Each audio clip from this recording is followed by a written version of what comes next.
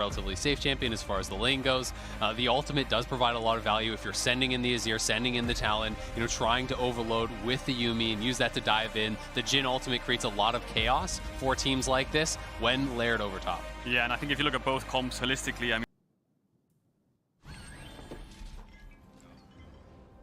and on to the Rift we go. Kicking off, see exactly where the level 1 is going to take things to start off. Steel, of course, opting for the Predator on the Lilia. Keeping an eye in general on Owner's Talon, ready to see what he can do on this pick. But it looks like DFM potentially ready for something spicy here. yeah, will it be an early invade or will it be a late invade? We've seen Lilia's late invade for Raptors. Faker's going to put a soldier there, but I don't think it's spotted with the vision line yet. But I think it does now because like, they walked into it. Kana's going to E over the wall with Carry as well, so a little bit of cheeky level 1s going on here from both teams. Yeah, you can see if you can catch anyone off guard there. Graves E level 1, it's good for lane anyway. It's not really much of a sacrifice there by any means. And might be able to get a little bit of damage here off onto Evie. Mana flow. Spell Thieves as well. 20 gold lead. It's a wrap. We take those. And that's the SKT, rather T1. That's that early game that we were talking about. That's that early game we were talking about. 20 gold. Check the gold lead. Absolutely massive. Don't lie. The individual discrepancy is already coming through here. No, of course, I was curious to see exactly how long the Yuumi was going to stay. I thought maybe that's why they picked the Jhin, if they were just going to straight up commit to Kana going for the full invade. But for now, it looks like DFM are going to commit to giving the leash here in the early game, matched by T1. So neither bot lane going to have too big of an advantage or disadvantage from the early decision, as it has been matched on both sides. And Jhin does always give really nice leashes if you stay for that fourth shot there as Gumayushi. I'm going to be interested to see how DFM wants to play out this early game, if they are trying to play it more passively, just try to defend on that top side to minimize loss for Evie, because they do have a really strong 5v5. When you look at the ability to potentially combo in with Orianna, Leona engage, the ability to follow up on that with the Lilia as well. There's a lot of squishy members on SKT, but if they get ahead, it's going to be difficult for DFM to keep pace. Yeah, it's all about DFM closing the gap, essentially. Like, Jhin can play max range with W's and the curtain call. Faker will have a lot of range on the Azir and can choose to go in whenever with the shuffle combo. But just for now in the early game, it looks like both junglers are pathing top. They will meet in topside river. Owner starting red and Steel starting blue. I mean, Steel will have red buff for longer if they do fight each other in the topside river. But Kana should have push, and you expect Owner to try to contest that.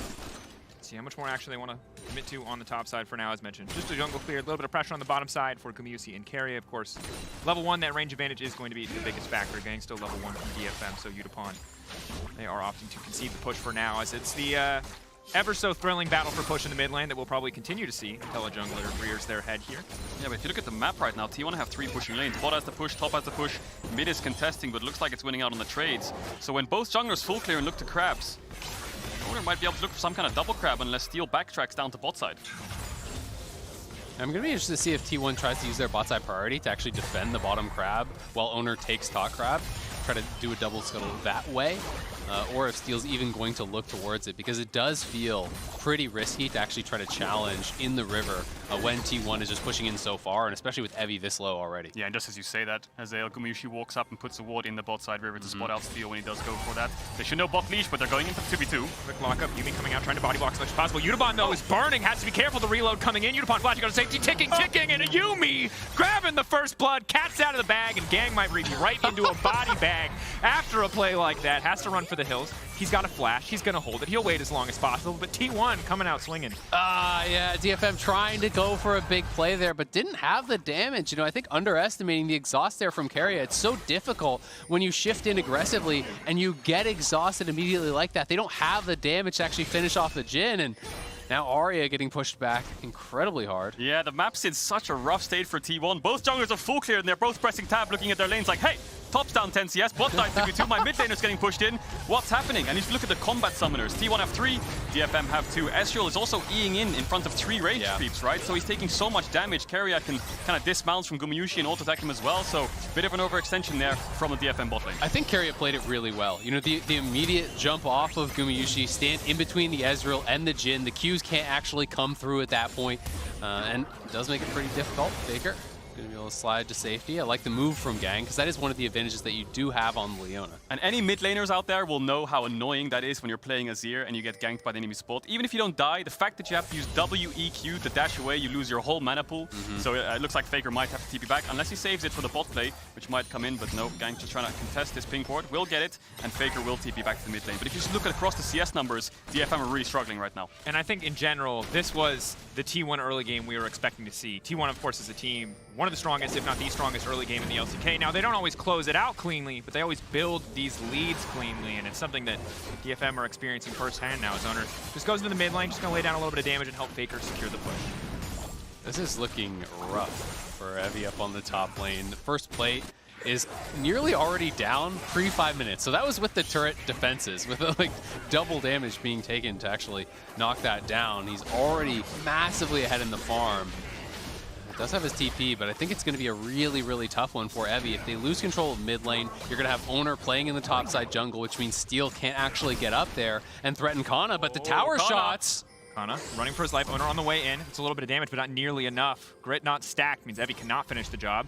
Yeah, and Kana has TP, so he's going to definitely TP back here. Eevee will probably match him, and Owner's just being such a nuisance. You see how mid was losing the push there for a split second? He ran, pushed it out with Faker, went to the enemy Raptors, spotted out Steel so his lanes can keep pushing, and then took away his Krugs because he's being such a nuisance. Steel can't contest because he has no pryos. So Owner, his only real job in this game is to find the enemy jungler so these pushing lanes don't get collapsed on. And you're so incredibly safe to do that as Talon. You know, you can just parkour out to safety if you run into Lilia.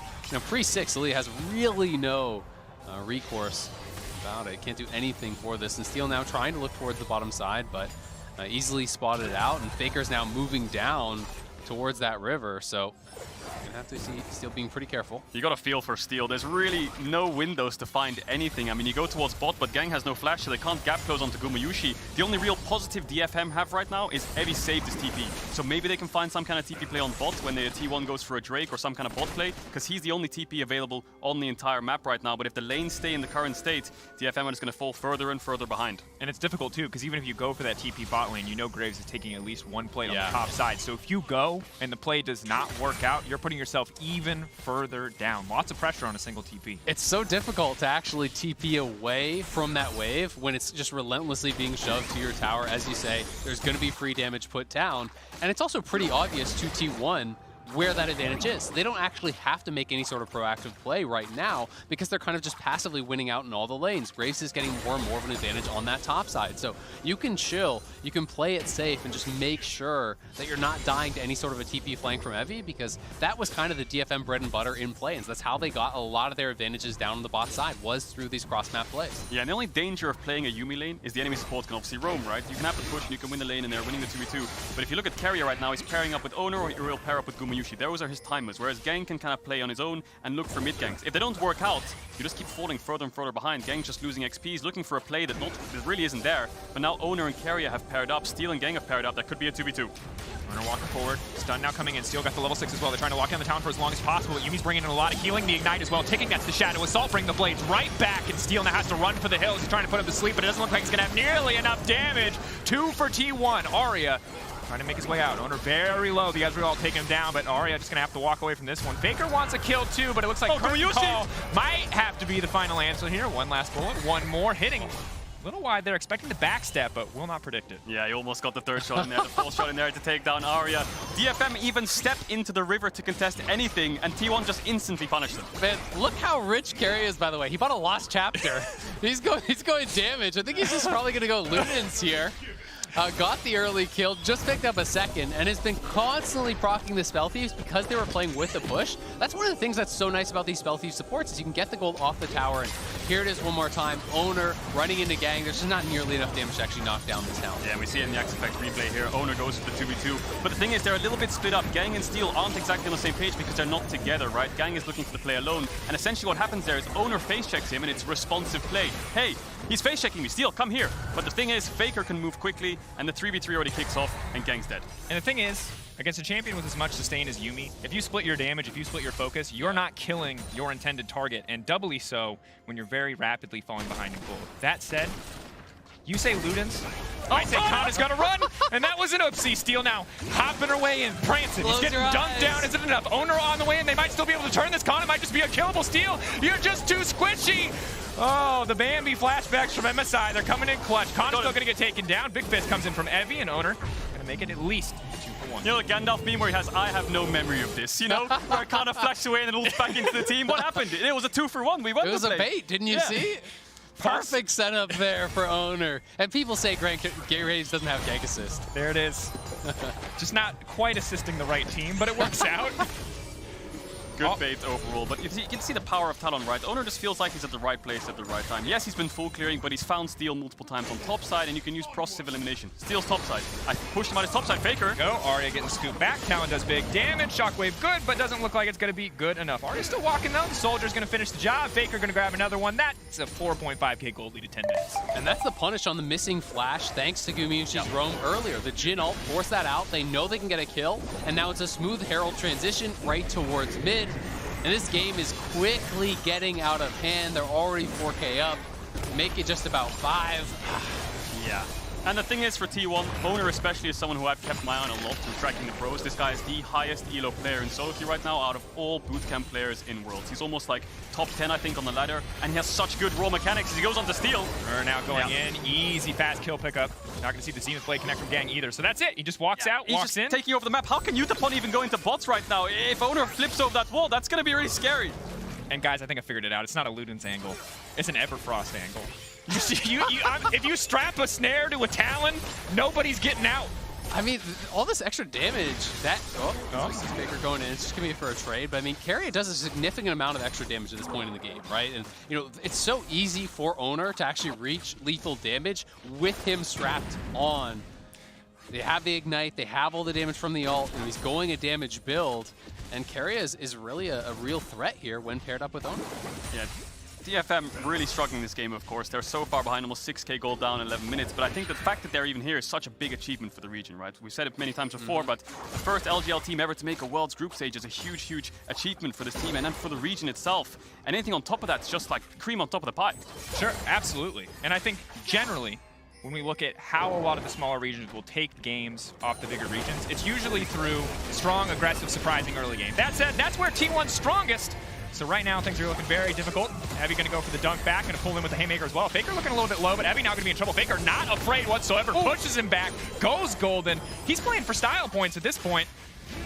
Yeah, Faker just TP's top. Arya doesn't have it yet. The TP back to lane because he keeps getting ganked. Felt the air on his backside. Just scratched his back. A little massage there. The sniper's training on his head, and he just happens to duck at the last moment. Here comes Owner.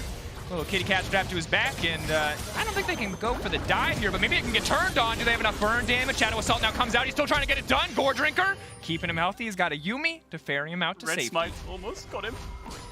Oh, that was really close, actually. They were going pretty aggressive there. I mean, they didn't even have the Yuumi ult available. They're just igniting the Leonos at like 80% health, and now TP coming in here from Evie. They're looking for another play.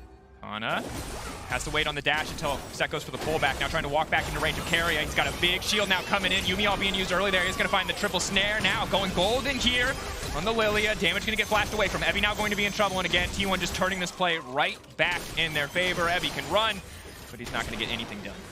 T1 is everywhere and anywhere. Faker's back in top lane. Carrier's roaming top. Gumayushi's running bot. Steel's dead. Yeah, where did this cat come from? Just a lone cat just wandering up the river. Whose cat is this? This is the Somebody lock this thing up. This is ridiculous. This is the Is that yours, Kangel? No, it's not my cat. It's not my cat. But this is the problem. I feel so bad for Steel. All 3 lanes are getting pushed in, but you have to do something. Is this the problem? That Yuumi has as much gold as the Orianna? Is that what you're the enemy jungler? Yeah. Because that could be a problem. Yeah. You know, generally, I don't think the games where the Yuumi has as much gold as I do go well, I would say. Gang, though, running. Still very tanky. Talon doing a lot of flips. He looks very cool. He's dead. Gang trying to get deep vision, but... Yeah, that's it. T1 kind of own the map right now.